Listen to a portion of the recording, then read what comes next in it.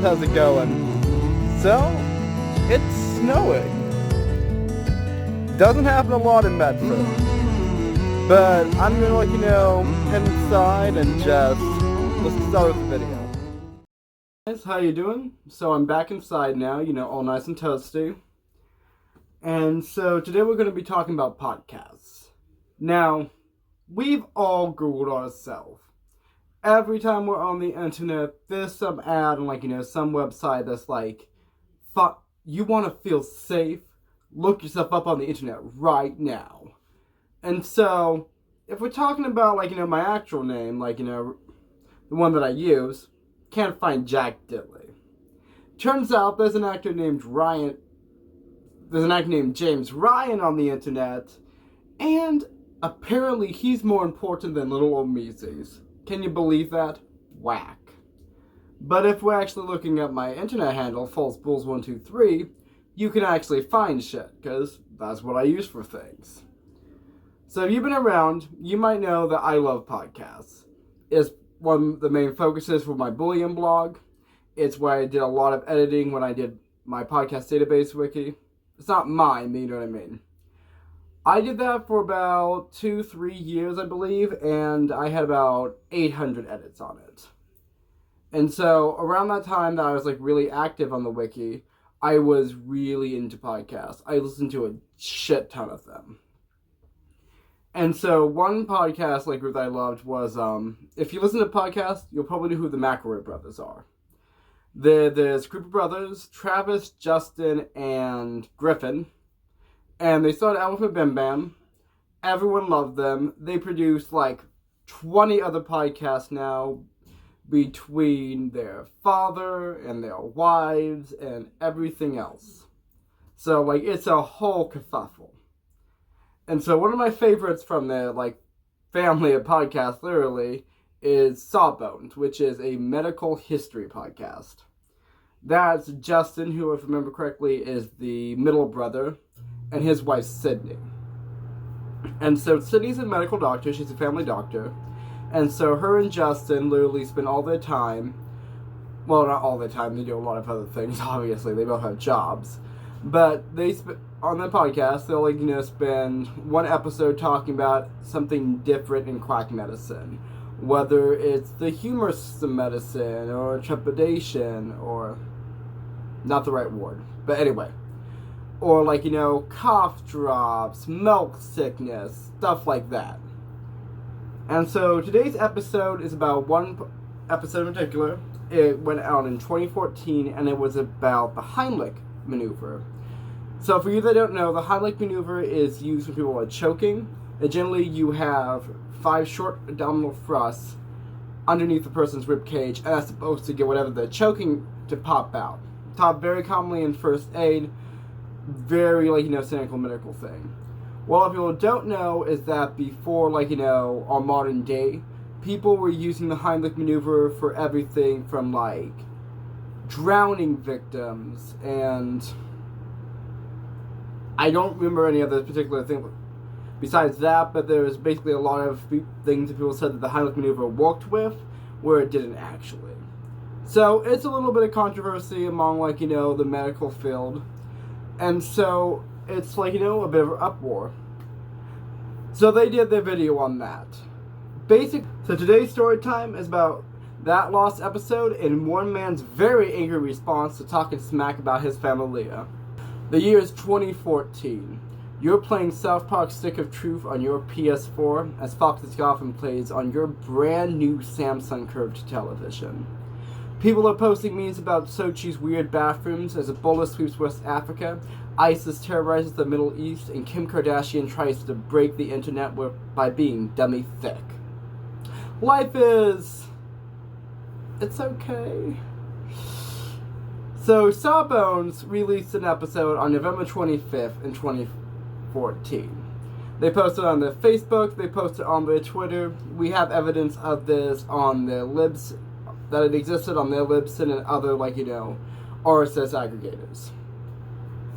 It was great. A lot of people seemed to really enjoy the episode over the Thanksgiving break, because that was when it was posted. Some people were listening, on the commute's home from, Thanksgiving dinner, some people were like, listening to it on their way to the airport. Everyone was just having a grand old time listening to Sydney and Justin hamming it up about the Heimlich maneuver. Except for one man. And that man went by the name of Peter Heimlich. So most people enjoy the episode. But when it comes to family, things get dicey. Heimlich's son Peter took umbrage basically with the topic and reached out to Sydney about some factual errors in the podcast. Now, I don't really want to spoil the events that happen next, but I just want to state that before we get into everything, I'm going to start with the blog post because it provides the most context to his, point of view, and then get into the emails and other documents that are supplemental to the story. The blog post is at the end of the timeline, and everything I read after that will be before chronologically. So, getting started on December 17th, 2014, he posts a blog post on his blog, The Sidebar, which is where he posts a lot about basically information about his father's work and research that he has dug up and done research on. I'm going to be reading from, the blog now, and I'm going to have, it displayed here so that you can follow along. In popular iTunes comedy podcasts, Huntington, West Virginia physician/professor and her husband mock the members of my family, including my late mother, portraying us all as crazy weirdos. Update, the podcast has been scrubbed. So, starting off, that's a very long title. Definitely good working with that pathos. I like it. And so, the next information, there's a little bit of an update just stating that the podcast has been removed, which it has been.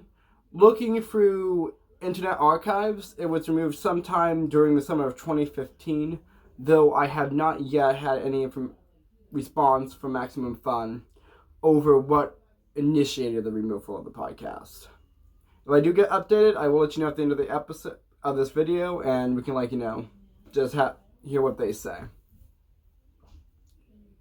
So, let's see. Okay.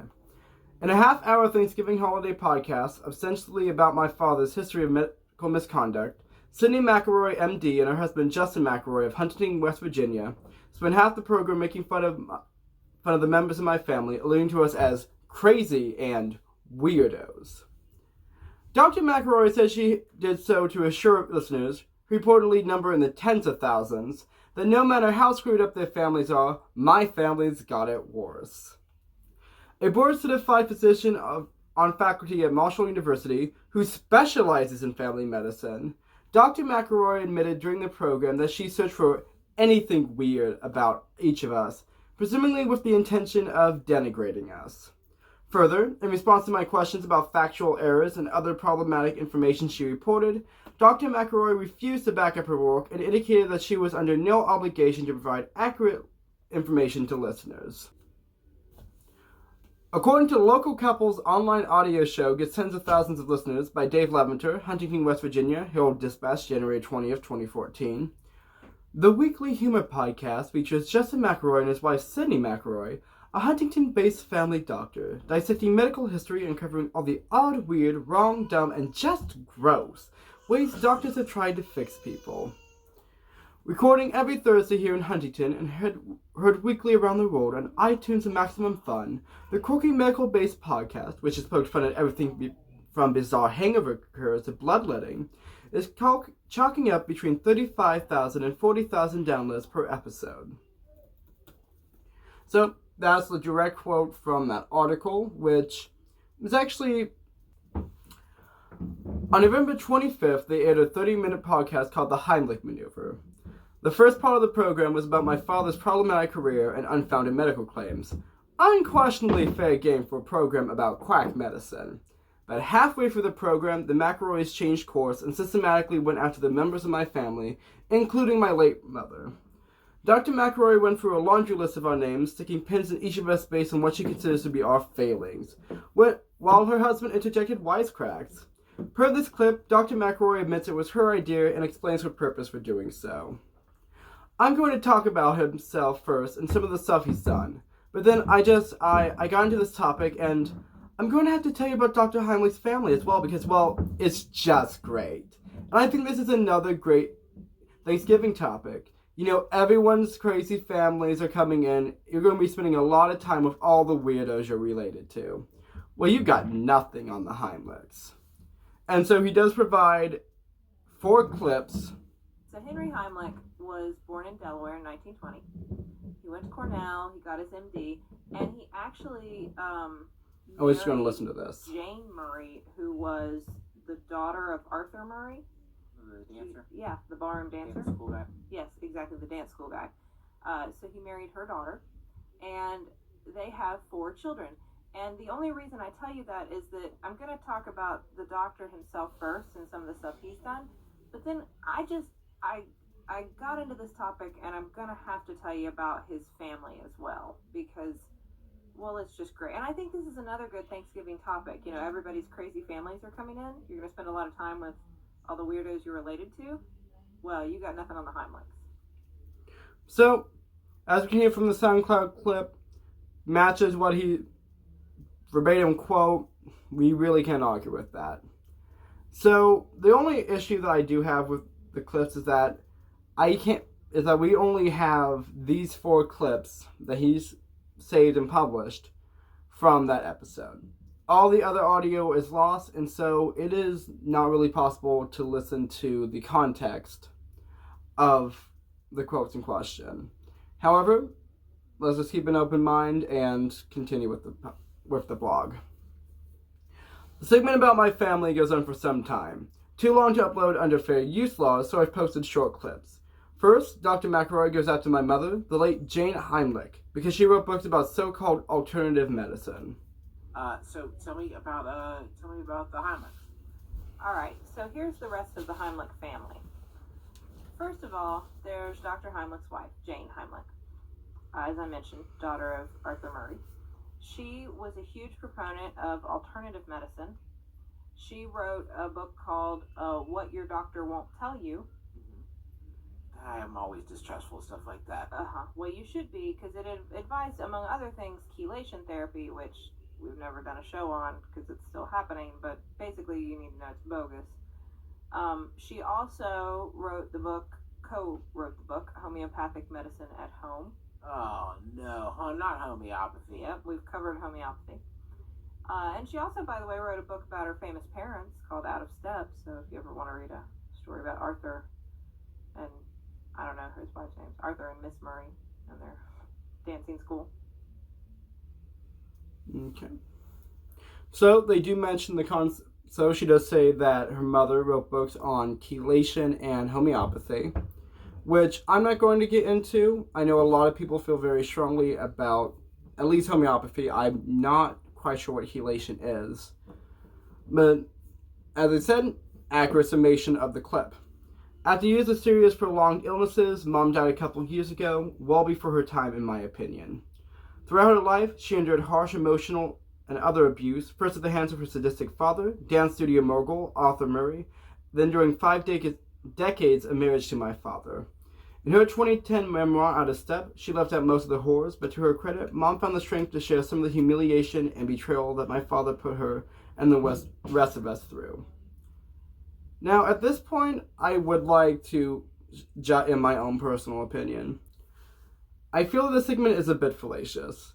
Peter Heimlich is essentially conflating the abuse that his mother dealt with in her life to Sidney McElroy's legit claims of saying that his mother studied alternative medicine. Sidney's focus is clearly on alternative medicines, things which might be seen as crackery or not as legit as empirically based medicine. And while there could be definitely a valid claim of saying that focusing on his mother when it was Peter Heimlich as the topic is clearly out of focus and digressing from the story, that obviously is a valid claim. But saying that her talking about alternative medicine that his mother did write about, and then conflating that with being ignorant of her abuse is ridiculous. It reminds me a lot of the drama between Onision and Strange Aeons, in which Onision blames Strange Aeons for not knowing that one of the characters in his first book was based on a dead friend. It's shitty because I just feel that both of these cases, it's a bit shitty because the author is creating a dramatic irony and then using that to shame the person criticizing their work. Clearly, not knowing about something does not delegitimize the claims that they're making or the arguments that they make. And I feel that bringing this into the article is a bit... Okay.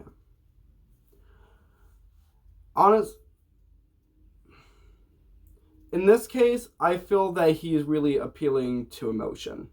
He is drawing on our sympathy for abuse victims as a way of criticizing Cindy McRoy, even though her original claim had nothing to do with his mother's abuse. The conflation is a bit insulting to us, and while it does provide emotional context to why he might feel that his mom should not be off topic, it's a bit shitty to bring that into the podcast, into the blog post, especially when the rest of it was a very literal analysis and debate about the things in her podcast. Her making factual errors, her talking about his family in a rude way, those are valid claims. Her not knowing about additional details to his family life is not good evidence, and honestly just biases us to form a negative conclusion. That's my opinion at least, but let's continue reading and I'll try my best not to comment as we go along. Let's see. Next, the McRoys aimed their pea shooters at yours truly. I'll get to that in a second. Then they started in on my youngest sister, Janet Heimlich, who authored a book about child abuse and who has a nonprofit that seeks to protect children from abuse and neglect enabled by religious, spiritual, and cultural ideologies. The McRoys think Janet deserves to be their piñata because she advocates against circumcision. Next, they aim their sights at my older brother, Phil Heimlich. Now, I am interested to see if he does have a clip about the circumcision. Though I think it's interesting that she would have an issue with that. Now, previously in their... Let me start again. Now, I think that was an interesting point, especially because I know that in the Sawbones podcast, they had an entire episode discussing J.K. Kellogg, who, if you do not know, is one of the main advocates for non-religious circumcision. He was the brother of W.K. Kellogg, and he had a lot of other fun ideas like not touching yourself because sex is bad, and yogurt enemas. He was a fun guy. He's also my least favorite historical person, fun fact. But I think that's a bit interesting because I don't feel like that is much of a hot take. Circumcision, many people are against non-religious circumcision. It's really a useless medical procedure and it provides no medical benefits. So, as a doctor, I think it would be very interesting that she would have any issue with that sort of ideology. Next, they aim their sights at my older brother, Phil Heimlich. Why do you think Phil's a weirdo? Who's worthy of their derision? Because he chose to become a Christian. Now, on the flip side, two of his other children, Janet and Phil, support him. First of all, there's Janet, who is a freelance reporter. She also is an activist who very strongly opposes male circumcision. I'm talking about male circumcision. Appreciate that. Yeah. Thank you. And not that, obviously that's a whole issue of controversy there. Some people do oppose it. But she, there's a lot of rallies. Like, that was the picture I found of her, was her holding a sign about stopping male circumcision. So that's kind of her thing. Okay. And then there's his son, Phil, who also fully supports him. He was a member of the city council in Cincinnati, went on to become a county commissioner, and he is also a very hardline conservative, and he had a religious epiphany in a big boy in 1981, left his Jewish faith to become a born-again Christian, and currently both runs Bedbug Solutions of America, a bedbug detecting agency that uses dogs, as well as will be happy to speak at any events that you may be hosting and need a speaker for. I just decided to host an event of an indeterminate nature. Maybe we need to have him as like our opening for the candle night show. And now, welcome Phil. First, Phil Heimlich, then Sawbones, then the some of his lectures include learning fiscal responsibility from the Chinese, why is marijuana illegal, Okay. and sex offender laws aren't making anyone safer. So you just, thanks for having me out. Just want me to hit the high points. Just do all the hits, right? Fiscal responsibility from the Chinese, why marijuana is illegal. Then there's time I'll seg into sex offender law. Listen, my writer says that I'm supposed to have some Capri Suns back here before any talk, so just take a look at that. Is there any big boys around here? No, Lord Jesus. Peter thinks that Janet and Phil are just living off that sweet, sweet maneuver money, and so that's why they. I don't know. A lot of people That's why don't know. they- Every time we do the Heimlich maneuver, you have to pay, and you have like $3. I couldn't find anything weird about his daughter Elizabeth. I think she stayed out of it all. Good job, Elizabeth. She's the one who won't be coming home for Thanksgiving. She just wrote a really nice letter and said, "Thanks, Mom and Dad. Thanks, Dad. I'm just, you guys have a blast. I won't be home."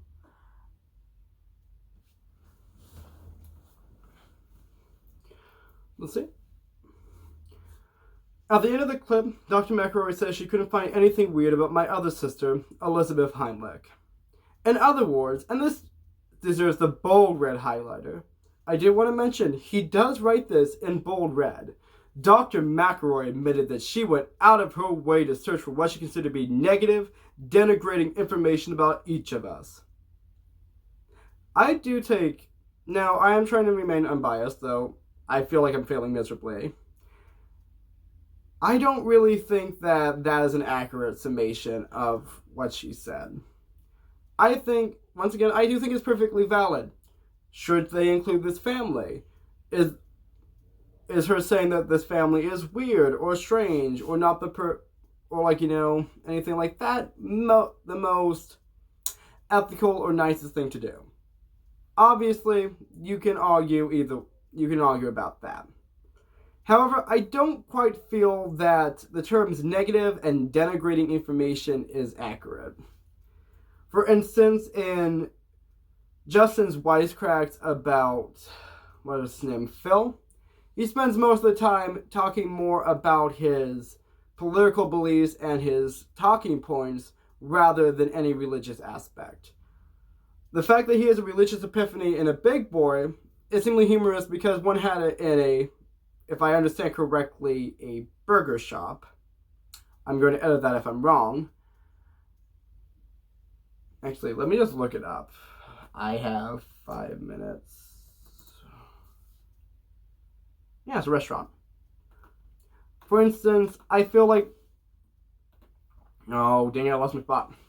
For instance, when they discuss Phil's epiphany, I think the humor is more in the sense that he had it in a burger shop than the fact that he decided to change religions. In fact, that was a very minor point in the entire discussion of his life. Other than that, when she mentioned circumcision, Janet's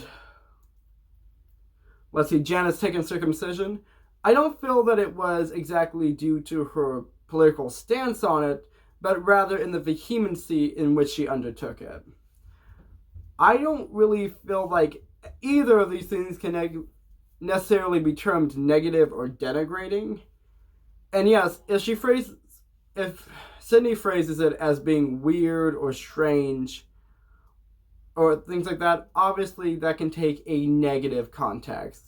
However, the way that Peter phrases it in this blog post makes it seem that the things that they discussed were much more negatively put than is really shown in the clip. I don't think that Sydney considers bedbug companies or anti-circumcision or how to be fiscally like the Chinese as a negative thing. I think she considers something that's interesting or unusual, And I feel that being unusual or weird is not necessarily a extremely negative context. If anything, it's mildly negative or mostly neutral.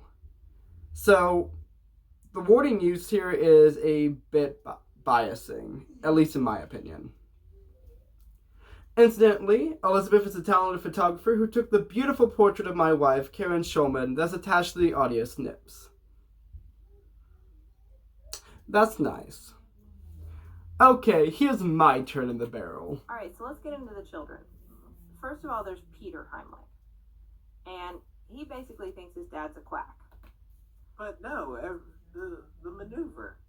No, he thinks that there was fine, the maneuver was all well and good, but that all of the other stuff basically is a result of kind of an egomaniac. And he has a blog about this. Awesome. That you can read. I think it's called Outmaneuvered. Okay. He has done many interviews about basically what a jerk his dad is.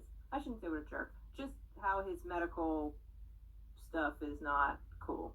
So no matter how awkward your Thanksgiving is, keep in mind someone out there is having a more awkward Thanksgiving. And I have to say, I don't know, I'm not using Peter Heimlich as my reliable witness here, because his website is a little scattered, I would say, a little disorganized. Like, kind of like, looks like one of those stream of consciousness websites, you know, that you just kind of, you stumble through the story. Yeah, and I mean, it wasn't something that would make me go, ooh, this looks valid and reliable, and I definitely believe everything that's said here. So I don't know. Maybe it's true, I don't know. But he speaks out against the whole, you know, some of the stuff that we know is bogus, the using the Heimlich for drowning victims or asthma patients. He denounces the malaria therapy, but he also thinks there's like a big conspiracy behind all this, that there was a lot of money changing hands and powerful people and probably stuff that wasn't, I don't know. I'm with you, Peter. You and me, we're on the same wavelength. We know the Illuminati's all around. In her efforts to find anything weird about me, either Dr. McElroy is a lousy researcher, or if I've led an unblemished life. Ha ha. Honestly, I feel that says more about... That's just the most incriminating thing I've ever read. Because that entire sentence implies that he does have something weird about him. Though I feel it's mostly just writing passive-aggressive blog posts. The best she could do was to claim that my website is unreliable and written in a stream of consciousness style. I feel that is not the most insulting claim. Stream of consciousness is not a negative term. It simply means that you write it as the thought comes to you, or it's written in a more casual tone. There are many stream of consciousness styles, and just because you write in that style does not mean that the words you say are invalid. However, I do think I can at least partially agree with that assessment. At least from this one blog post that we're reading, clearly the language is very personal, it's very emotional. He includes many things which seems as if he is having in a conversational tone. And that can be seen as he also digresses, includes many small details which would not be fitted into a professional style or journalistic style article.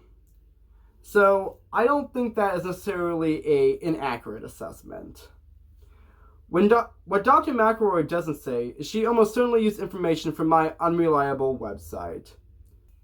Briefly, my site, Outmaneuvered, How We Busted the Heimlich Medical Fraud, summarizes how Karen and I unexpectedly uncovered the remarkable unseen history that became the basis for scores of media reports that exposed my father as a dangerous charlatan whose unfounded medical recommendations put the public at risk, and who scammed big bucks from naive donors including Jack Nicholson, Ron Howard, Bette Midler, and Muhammad Ali. Well, that's a laundry list. After halfway down my homepage, I included a few paragraphs describing how Phil and Janet have unsuccessfully tried to undermine Karen and me. Like it or not, and I didn't, that's a legitimate part of our story. From those paragraphs, Dr. McElroy apparently cherry-picked facts she considered to be negative. Janet's critiques of circumcision and Phil's religious belief, took them out of context and used them her attempts to belittle my sis and bro. Once again, I definitely don't feel like that was the main focus of that clip. However, we can all interpret things differently, so grain of salt. No, I'm not pleased that Dr. McElroy apparently used information from my site as rocks in her slingshot. If so, her choice to do so speaks for herself. Digging a deeper hole, Huntington's fun couple also claimed that I'm a conspiracy nut. This raises an interesting question I can answer. For reasons that remain unclear in this stomp fest on my peers, the McElroys chose not to mention Karen. Okay, fair enough, they didn't mention your wife. Since Dr. McElroy says she was all over my website, she knew that Karen had been my equal partner in researching my father's unusual career. Here's my point. Since they disappeared Karen, it's unclear if the McElroys also think she's a conspiracy nut. I've had the very good fortune to have been married to her since 1988, so I can assure them that Karen doesn't believe in conspiracies. Once again, I understand that the purpose of the article is a bit more emotional. Obviously, Peter feels attacked by this episode. However, I do think it is once again kind of shitty to include additional information as a way of arguing against what they produced. Obviously, they don't think that Karen believes in conspiracies, as they made no mention of his wife in the article. And I don't think that's necessary. And yes, it can be insulting to be called a conspiracy nut. But I also don't think that them... I definitely think that the entire argument about them not including his wife is again fallacious. He includes information which basically creates a straw man of her argument. Karen is the idea that Karen is not a conspiracy nut or is a conspiracy nut or anything like that is not important to the overall discussion of his article and whether or not he believes in conspiracies. I don't even think that it was really a developed point. It was mostly, I feel like a lot of the things that she mentioned was literally just discussing very brief, let's say, synopsises of his family's life. Whether he found these favorable or not, whether they were okay to include in a podcast about their father, that is definitely up to debate. However, him mentioning his wife and bringing her into the conversation when it was not even originally mentioned in the podcast is just... it's fallacious. It muddies the waters and it doesn't really provide a good, clear argument against the podcast on how Justin and Sydney's writing or actions or humor offended the family. And once again, I feel this is definitely the sort of appeal to emotion. It's the type of thing that's trying to use pathos to bias people against this episode. It's extra information that really doesn't need to be there. Like me, she thinks much of the misery in this world is caused by types who get their kicks stepping on other people. Along those lines, in the same clip, Dr. McElroy chuckles as her husband assures the listeners, so no matter how awkward your Thanksgiving is, keep in mind that someone out there is having a more awkward Thanksgiving. Correction. My family's Thanksgivings aren't awkward, they're non-existent. Again, since she spent so much time on my website, Dr. McElroy must have gleaned from the first few paragraphs of my homepage that my father was shattered long before Karen and I started looking to his troubling career.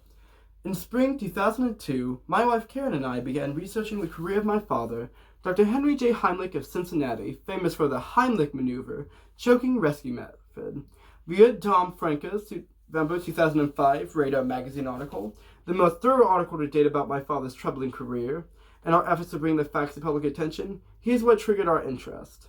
For the first 48 years of his life, Peter distanced himself from his father's career and celebrity. A year and two might slip by between calls from his parents, but in 2001, Peter says he learned of serious health problems in his family. He refuses to say what those problems were, but he insists he was appalled to learn that his father was refusing to address them. My father's the great Dr. Lifesaver, Peter says bitterly. How could he let this happen? When he tried to get the facts, he says, his father hung up on him and his mother wouldn't respond to his letters.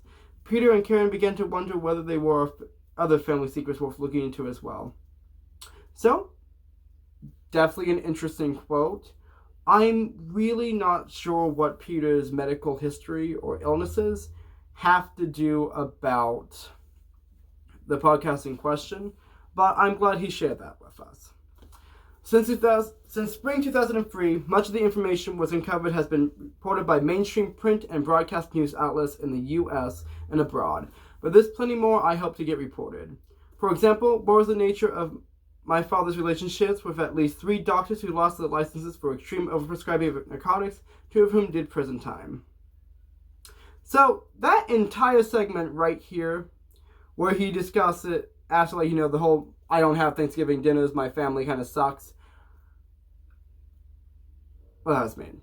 So, this entire section right here, where he's talking about, his family's Thanksgivings are non-existent, he spends a good couple paragraphs discussing his father's career. And all of it is completely pointless to the argument at hand. It is completely extra, and I'm not really sure why it was included in the article.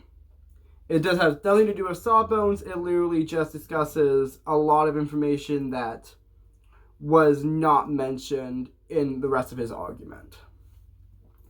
Since the McElroys put my work under their microscope, Turnabout is a fair play. First, I think their concept of a comic-edge educational program about crackery is terrific, and Sawbones is a very clever title. Comedy is in the ear of the beholder, so I'll let others decide if the McElroys deserve the goods in that department, but based on my experience, the educational part is a fail. Why? Among other reasons, Dr. McElroy wrote to me that she doesn't care if the information she provides to listeners is accurate. For example, here's what she says about the scientific research behind the Heimlich maneuver and other choking rescue treatments. I've read all about this now to try to figure out what is there evidence for which is the best treatment responsive for a choking emergency. Obviously, again, there's no studies on back blows or the Heimlich maneuver, no controlled studies, because you can't force people to choke and then try to save them. So it's all based on our experiences with these things and then theoretically. Dr. McElroy claims to have read all about it, but apparently she didn't even search for any articles in medical journals via PubMed. If she had, she would have located published studies about choking by my father, Charles Girdler, MD, Archer Gordon, MD, and others who use both human beings and animals as research models. Now, here we actually get into some meat. We actually bring in other sources. I like this. This is actually something which is talking about the podcast and is arguing against it. He's providing evidence. He's making a counter-argument. I can get down with this. Dr. McElroy apparently never even looked at my father's entry on Wikipedia. If she had, she would have been aware of Dr. Gilner's study and a widely cited 2000 choking study by Aldrin Longhill, which used cadavers as research subjects. I'm no expert, but my understanding is that studies using cadavers have been going on for centuries. Based on Dr. McElroy's comments, that apparently never even occurred to her. In an attempt to learn more, in a December 2nd email, I asked if she searched PubMed. In the same email, I asked about this allegation she leveled against me. At timestamp 2420 of the program, you said, Peter Heimlich thinks that there's a big conspiracy behind all this, that there's a lot of money changing hands and powerful people and probably stuff that wasn't, I don't know. Would you please direct me to the information on which you base your assertion that I think there's a big conspiracy behind all this? Also, would you please clarify what you meant by all this? I didn't hear from her for a week, but after an email, a few courteous nudges, page down for the complete correspondence, she finally responded, Mr. Heimlich, I'm sorry, but I simply don't have the time to provide you with all the information you requested. I work full-time and cannot research a show more than once. Our show is a comedy podcast meant to provide entertainment. In other words, she refused to back up her own statements about misreporting medical facts and her criticisms of my work, and she doesn't care whether or not the medical or historical information she says listeners is accurate. Given the effort she puts into her podcast, a more accurate title might be Lazy Bones. I'll wrap this up by confirming that the McElroys got at least one thing right. When it comes to Norman Rockwell's Happy Thanksgiving stereotype, we Heimlichs don't fit the bill. Like many, if not most families, we've had our share of serious challenges, conflict, and pain. But as the saying goes, you can't choose your family. However, you can choose your doctor. Are you looking for a family physician who, because she finds fault with our opinions, work, and religious beliefs, suggests that the members of my family are crazy? And coming from a licensed, board-certified physician, does that qualify as a diagnosis? Are you looking for a doctor so indiscreet that she shares such opinions with tens of thousands of strangers in a podcast? Are you looking for a doctor clueless enough to attempt to publicly humiliate my family and not perceive that in response she might get a dose of her own medicine? If so, look no further. So the last portion right there definitely has a lot of emotion, has a lot of anger to it, and I feel that the way he's phrased it might border along what you would call an ad hominem attack. I'm not going to say that that is necessarily what it is given the focus of the article, but I definitely feel that he could be a bit more neutral about the phrasing. However, it's some tea, he's sipping, he's throwing shade, this is just what's happening. She threw some at him, he's throwing it back, and so that's his life. Now that was the blog post, and it does provide most of his argument against, the episode, why it was offensive towards him, and all of that. I'm now going to, read you the emails that he mentioned, and a few other documents that he took in response to this episode. So I did take a second just to change my clothes, so it's getting a bit hot in here. And so let's get on with the email correspondence between Peter Heimlich and several members of the Maximum Fun Network. Now, he sent his first email on December 1st, which is about a week after the episode has been published. So enough time to hear it, get a little pissed about it, and just get his thoughts together, right? This is sent to Justin McElroy via his work email. Dear Mr. McElroy, then he posts a link to the episode. For my blog, I'm putting an item about the segment, and I have some quick questions for your wife. I was unable to locate her email address, hence this outreach. Would you please ask her to email me? Thanks for the pass along, and I look forward to hearing from Dr. McElroy. Sincerely, Peter M. Heimlich. Very nice, very polite. Let's see. Now, Sydney responds a few... Actually, make sure I get the time right. Yeah.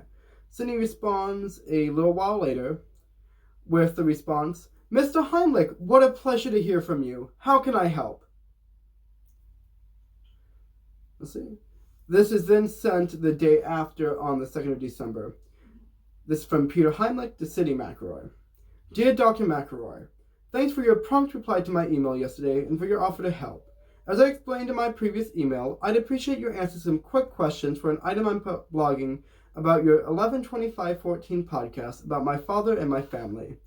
At timestamp 31:30, you said, and the weird thing about this is that at this point now, the Heimlich maneuver, I guess, is less popular than it used to be. There's another guy who's trying to fight Dr. Heimlich and saying, you took all of the credit and this was partially my maneuver too, so he wants credit for this unnamed maneuver now. Would you please direct me to your source for that information?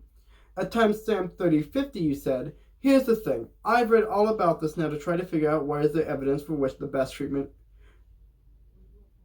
response for a choking emergency. So this is just, they mentioned the quote already in the blog. This is just him asking about there being studies about choking on cadavers that apparently she did not know about. Did you do a little research for your PubMed or other source? If so, would you please email me the results? Read. Information you report about my brother Phil and my sister Janet. Did you source that from the homepage on my website? If other information you was sourced from my site, would you please provide details? 4. At timestamp 25:20, you said Peter Heimlich thinks that there's a big conspiracy behind all this, and there was a lot of money changing hands and powerful people, and probably stuff that wasn't. I don't know. Would you please direct me to the information on which you base your assertion that I think there's a big conspiracy behind all this, and would you please clarify what you meant by all this? You might recognize that part from the blog post. 5. Would you please email or fax me a copy of your most recent CV? Also, would you please send me copies or links to any articles you've written about medical fraud and or junk science? Thanks for your time consideration. I'd appreciate if you get back to me by this Friday, December 5th, but if you need more time, I'll do my best to accommodate your schedule. So here, he asked for 5 different bits of information, most likely which you would have to do some amount of research again to provide the answers. Now, I have definitely done research for subjects before, and depending on how big it is, especially, it will definitely be from a variety of sources. I remember when I was researching about the Hope Diamond for my Vox Pop Explained YouTube channel, which I haven't been able to post anything on yet, I had at least a good 50, 60 sources from all over the place, just for what might be half an hour, 45 minutes of documentation. So unless you keep very accurate citations of everything that you research on the internet, it's not always quite easy to provide that information. I feel when he asked for the CV, I feel that that's perfectly reasonable response. I mean, I can't really see that anything you ask for on the internet is unreasonable, but I do feel that it kind of misses, you really need to read the room for that type of situation. If we're talking about an academic paper, clearly that type of response is very valid. You're looking for the ethos of the person who is writing about it. However, this is a comedy podcast. It is not meant to be taken in the same vein as a encyclopedia article or a medical textbook.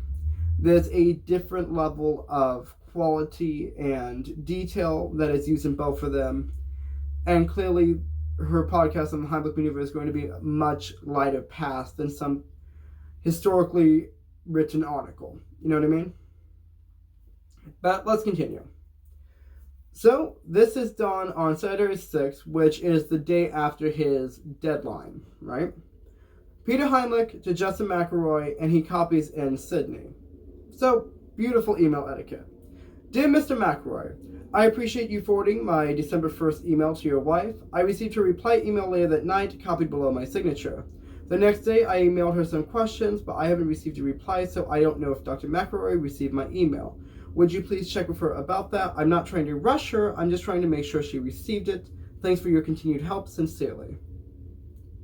So, he then emails Jesse Thorne, who is the founder of the Maximum Fun Network, which is the network that Sawbones is published on. Now, I'm not sure. Now, I have contacted Maximum Fun myself, and generally he does not care for any sort of personal email of the sort, which I can understand. He has a lot of irons on his plate, and I imagine that many creators don't have issues with emails clogging their things when they have important business to deal with.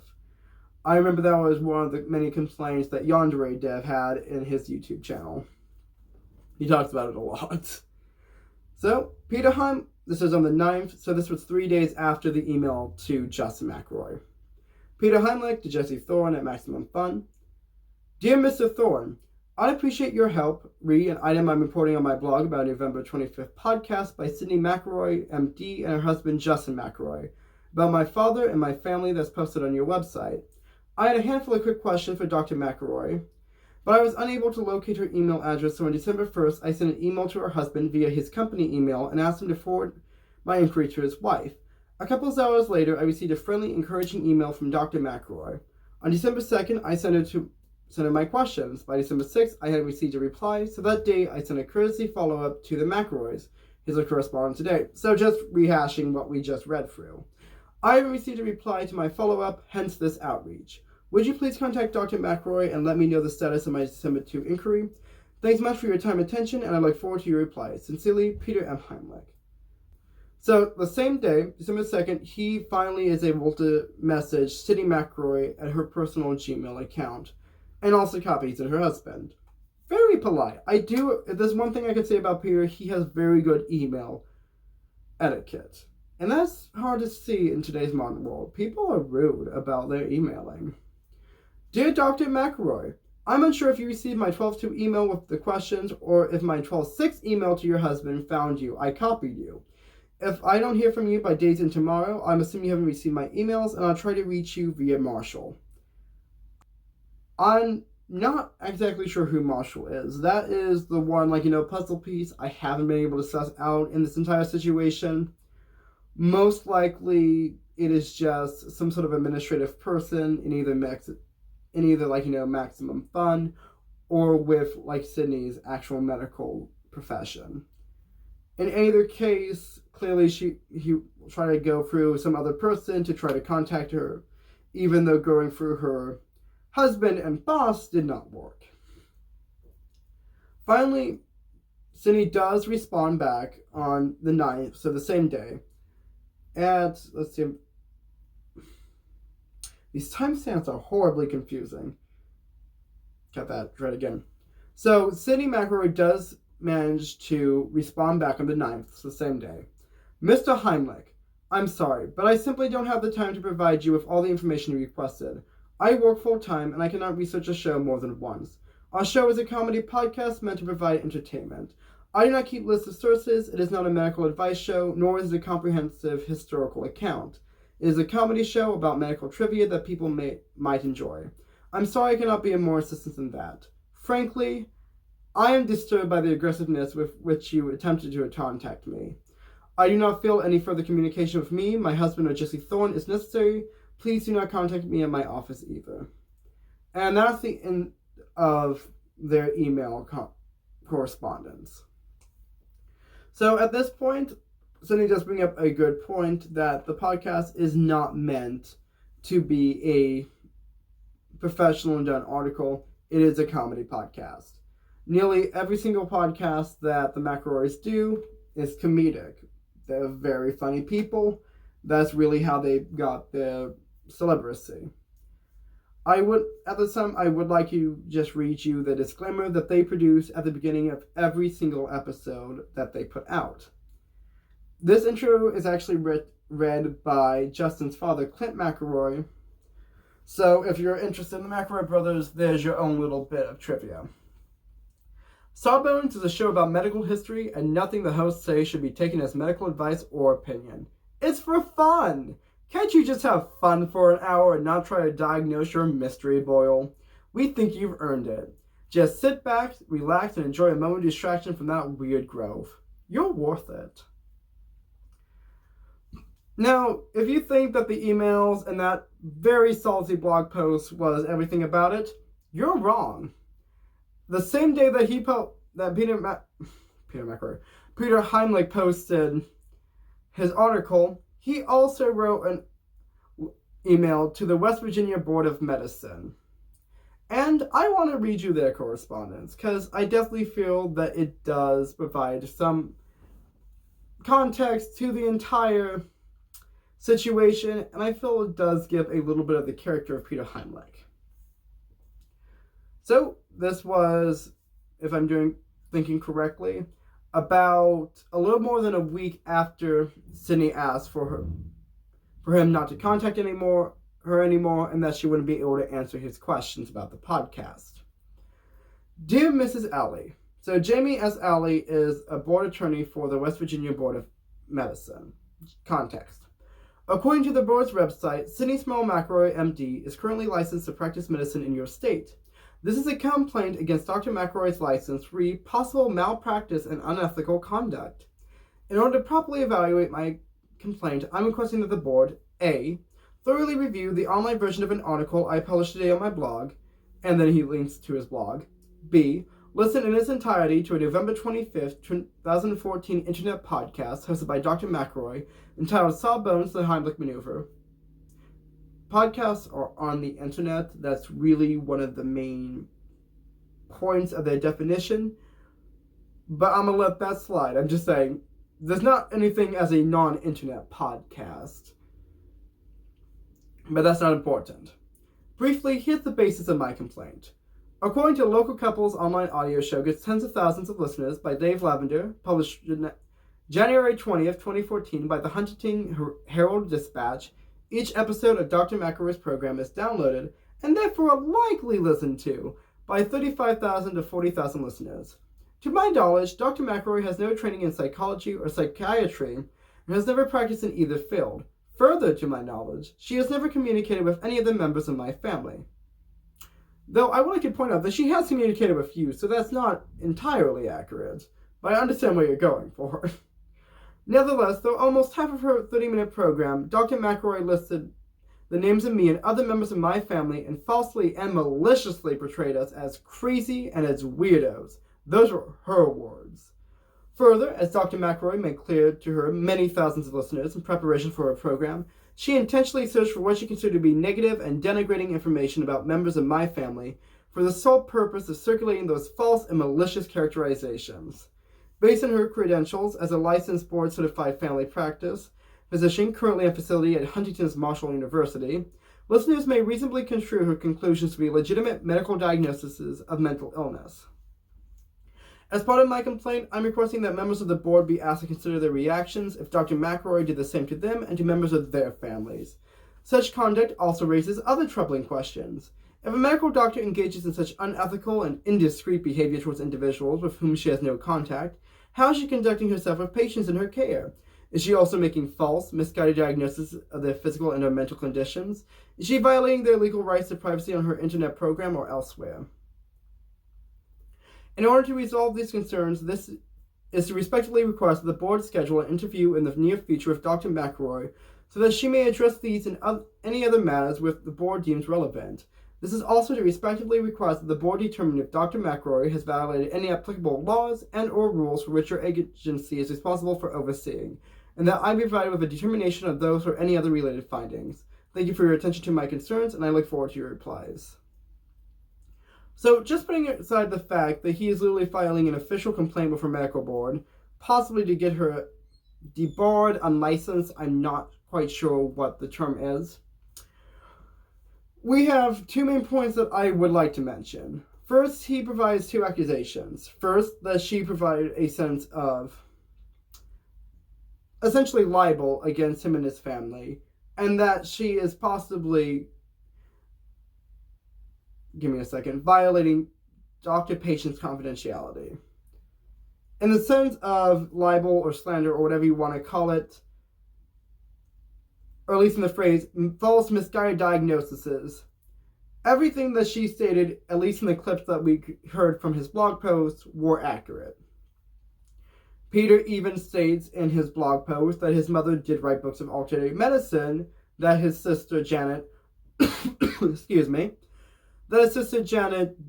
against circumcision, and that his brother did become a Christian. Those are all statements they made. Those are all information that she provided, and all of them, according to him, were accurate. Whether he feels that phrasing is malicious or negative does not mean that it is false and misguided. On the second point, is she violating their legal rights to privacy? All the information that she found is conceivably open. Is conceivably open knowledge. It's stuff that she was able to find on the internet or in published media, and therefore is not an infringement on privacy. Just like any information I found about Peter Heimlich or any information Peter Heimlich found about Sidney McElroy is not an infringement on their privacy. Anything posted on, if something is posted online in a blog post or an article, that is common knowledge. That is something that you can use for the purpose of documentation. Her talking about his family when she could clearly find this information is not an infringement on their privacy, as it was made public knowledge. But to finish off the episode, I just want to read to you the response that the Board of Medicine gave to Dr. Heimlich. Dear Mr. Heimlich, the West Virginia Board of Medicine has reviewed in detail your complaint questionnaire and attached documents regarding Sidney Smurl McElroy, MD. The board's investigation and complaints have evaluated the information which you provided for potential violations of the West Virginia Medical Practice Act or the legislative rules promulgated pursuant to the Act. After this detailed evaluation, the section has determined that the evidence provided does not reflect an actionable violation of the Act or the associated regulation. The board sincerely appreciates your reporting of this possible violation. It is the board's practice to return original complaints which do not result in the pursuit of charges against the physician. Therefore, the board is returning your original complaint questionnaire and attachments to you. Thanks again for your submission. Sincerely, Robert C. Nittle from the West Virginia Board of Medicine. So, that's long and short of it. Basically, the only thing... Now, in 2015, so about 6 months after all of this happened, the episode was removed from the internet. It was removed from their Libsyn account, which is the RSS feed, which most people subscribe to on their computers. It was removed from their official website, and in fact, not only was the podcast removed, but the entire page was actually removed. So it's now a dead link. Basically, anywhere on the internet that it could be found, it no longer exists. Not on any other podcatcher, not on any other site on the internet. Honestly, I haven't been able to find a copy on it in streaming sites or torrent sites or any other place you might be able to find that. Basically, the podcast doesn't exist anymore. So, really, the only... Give me a second. And that kind of sucks. Because we have a narrative here. We have this story. And we really can't see the overall context. All we can take is this one person's word and the actions that they took in response to this podcast they listened to. And that sucks. I would love to hear the podcast. I would love to get somebody else's viewpoint. Because clearly, Peter Heimlich is going to have a bias here. And we all have a bias here. That is true. But it's sad when we can only see one side of the story. In either case, the only thing we can do is, without a copy of that episode, is take Peter's word for the events that happened. Anyway, guys, thanks for listening to this story. I know it's a lot longer than I normally do, but I just really wanted to get through all the information we had on it. In the future, if you're interested in a sort of vlog like this, that's an investigatory style where we're learning about something that happened on the internet, let me know down below. I want to hear from you. Ideas for new videos, including this style. Ideas for suggestions for tech, suggestions for equipment, anything like that. Let me know down in the comments. I want to hear from you. Besides that, guys, I just want to thank you for listening. This was a new style. It's something that I haven't done before, but it was also a story that I really wanted to tell, so I enjoyed myself. And I just want to remind you to like, comment, and subscribe. And if you really want to, smash that notification bell. Just hit it up one time if you want to see more of me. So, this is False Bulls 123 signing off.